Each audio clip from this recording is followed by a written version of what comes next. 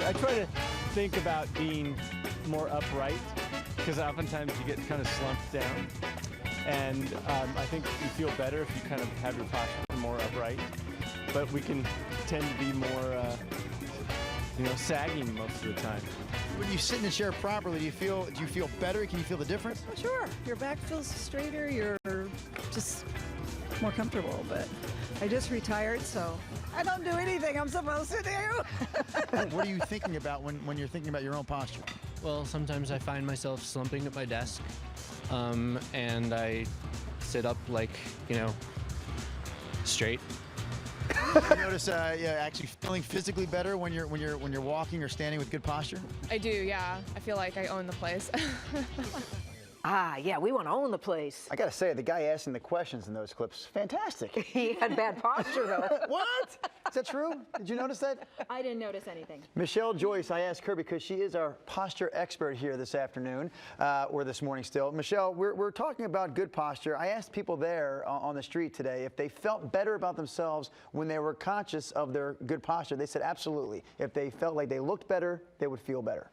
Absolutely. I mean, I think that when you have good posture, it not only reads well, it makes other people kind of alter their perception of you. You look more confident and authoritative and like you relaxed. own the place, like the woman said. Now, your own, foray into this posture coaching was because physical problems you were having. What was going on with your own body? Yeah, and like most people, I think that I started to get into changing my posture because I was experiencing really bad back pain.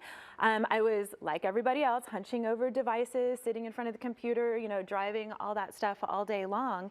And I had this terrible back pain, and I didn't really make the connection between posture and my back pain until it was really a last resort. It was really the last thing I tried.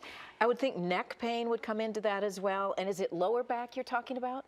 Yeah, well, my pain was in the lower back, but a lot of people have upper back pain in the neck and shoulders, and it's because they're sitting with their shoulders rolled forward and their head forward in front of their screens all day. My wife says I drive like that. She says you drive very weird. Your head is like coming out of your shoulders, and because I was going to say when I stand up, I can put together a pretty good posture. It's sitting where the problem comes in. So can we talk about the tips to correcting your posture when you're sitting down? Absolutely. Your wife is going to thank me because I'm going to give you a tip for your driving posture. And so one thing that you can do is before you even start the car is you scoot your bottom way back in the chair and sit up so that you're actually getting support from the back of the chair without having to like roll back to it. You can just lean back, sitting up, and be supported by the back of your chair. So your backside is pretty much touching the back of the chair. When I'm in my seldom do you do that, really, I think. Yeah, I think that that's really the key. Yeah. I never do that. Edge of the seat kind of guy. I've got this terrible pill, or Mia has it on her phone. She saved it from like 2 years ago. She keeps it there still. I'm on the couch at home. I'm way down like this. I'm passed out. And it's like, this is how I normally sit to watch TV. This can't be good for anybody. Yeah. Well, when you're on your tailbone, you're actually forcing your back into a rounded position. And now, I mean, I'm not under the impression that everyone's going to like sit up like this watching TV, but one thing that you really can do is put some pillows under your lower back and try to get your spine as long as possible, even when you're in that reclined position. Because when you're really contorting your body day after day after day, you're going to get patterns of tension and tightness, and you're going to get chronic pain.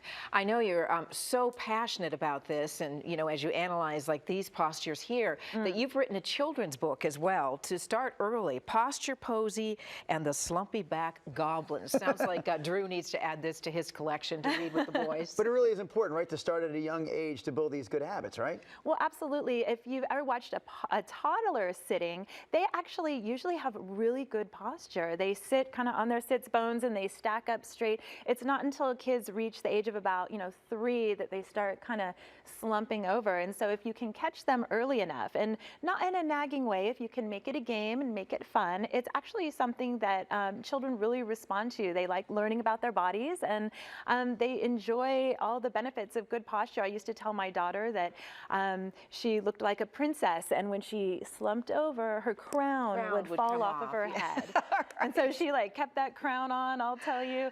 All right, good stuff, Michelle. Very good advice. A lot of good stuff between the ABCs with washing my hands now and don't let my crown slip off my head.